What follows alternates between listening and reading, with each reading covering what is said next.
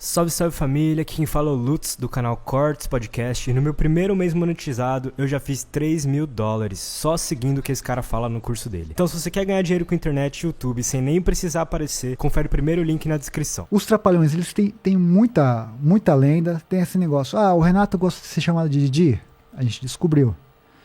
Ah, as melhores piadas ele pegava pra ele, nós descobrimos.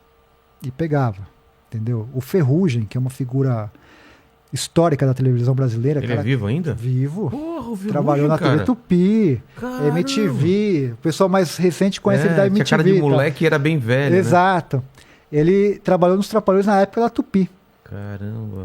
E aí ele conta uma história que, assim, ele, desde garoto, ele foi um garoto prodígio, né? É. Ele fazia muito sucesso. E o Renato deu uma rasteira nele. Porque ele falou, ó, esse cara tá aparecendo mais do que eu. Dá as melhores piadas aqui pra mim e dá uma escanteada nele.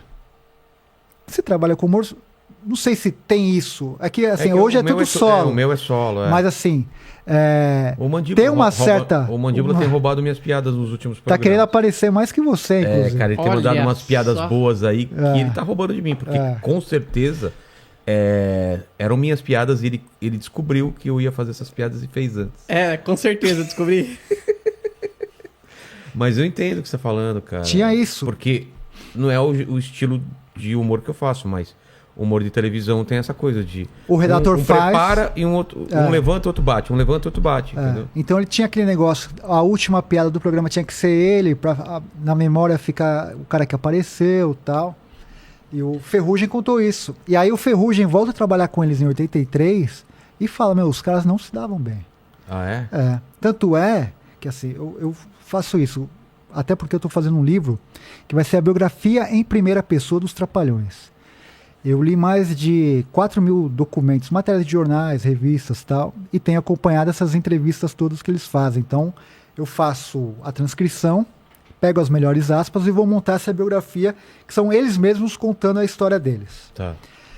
Então, quando o Dedé dá uma entrevista, eu sempre observo isso, assim. O jeito que ele fala do Mussum e do Zacarias é diferente do jeito que ele fala do Renato, até no sentido... Você assistiu aquele deu Assistir, comportamental. Né? E assim, eu observo. Ele deu um exemplo aqui da filha do Renato, de atriz. Ela é mais técnica, a minha é mais intuitiva. Né? Tipo, dizendo, o cara investe pesado nela, tal.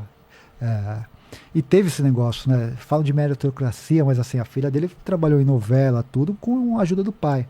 O Dedé não tem essa força. A filha dele é super talentosa e não teve a chance que a filha dele teve.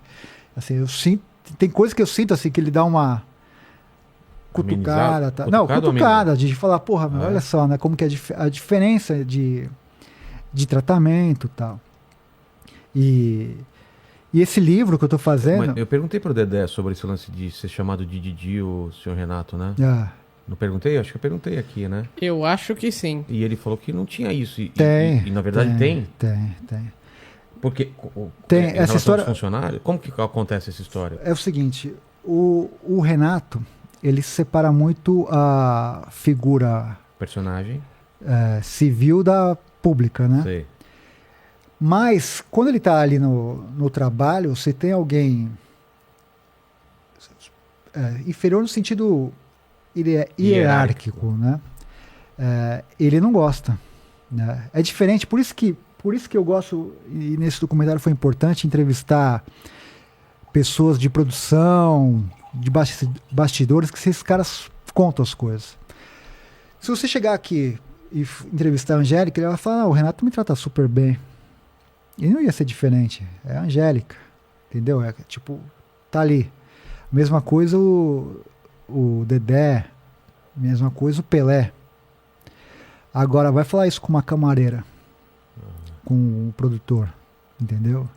E aí eu entrevistei a camareira dos Trapalhões. E ela fala, ele não gostava que chamasse ele de Didi. Era como? Senhor Renato. Entendeu? Entendi. Tratamento formal. E mais de uma pessoa falou isso pra você? Sim. Ah, é? Sim. Quem mais? Você lembra? O produtor, uma série de pessoas. O carinha que você falou lá, o dublê lá também? Ou não? Baiaco. O Baiaco tem muita mágoa do Renato, né? Por quê? Porque Como que ele tá hoje em dia? Tá bem ou tá mal o Baiaco? O Baiaco, ele venceu um câncer. O Baiaco, o cara, é uma figura incrível. Ele é de circo. Ele tem um tipo físico muito parecido com o Renato, mas nos programas você vê que era diferente, que era ele e tal. Mas ele tem uma mágoa por isso, assim. O Renato foi muito rude com ele, né? Ele contou inclusive quando ele foi no Danilo Gentili. Repetiu a mesma história no Danilo e falou pra mim que teve uma matéria que fizeram lá sobre o Cristo Redentor, tal, que tem um filme dos Trapalhões que o Baiaco dá uma cambalhota, ele tá no Cristo, agora eu não me lembro o nome do filme.